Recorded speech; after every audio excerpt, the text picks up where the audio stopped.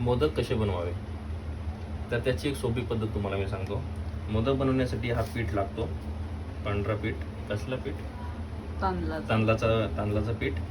तांदळाचं पीठ व्यवस्थित भिजून घ्या आणि जास्त पातळ करू नका. आमचं आज थोडंसं पातळ झालं, त्याच्यामुळे ते लाडू थोडे आमचे असे तसे होत आहेत, पण ठीक आहे, काय हरकत नाही, पण होतेच चांगले.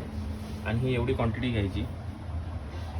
एवढी क्वांटिटी घेतल्यानंतर असा एक साचा आणायचा बाजारातून, कारण का ते हाताने बनत नाहीत. तर ते साचा आणल्याच्यानंतर थोडंसं त्यामध्ये असं घी किंवा तेल लावायचं. हे एवढीशी क्वांटिटी त्यामध्ये थोडी टाकायची.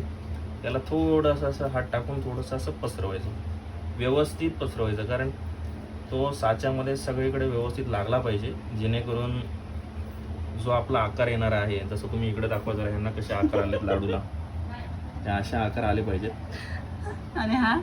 आणि हा मी स्टार्टिंगला बनवलेला आहे तो, तर त्याला काय आकार आला नाही व्यवस्थित, कारण का आपल्याला काही सवय नाही त्याची.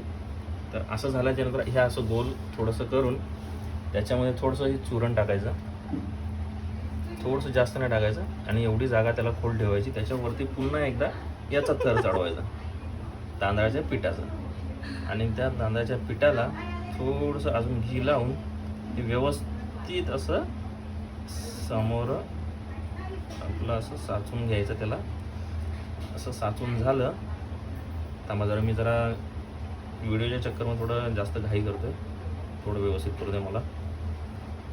हे बघा, असं झालं ना की मग त्या साच्याला ह्या साईडून असं खोलायचं. हे बघा, तर हा लाडू तयार आपला.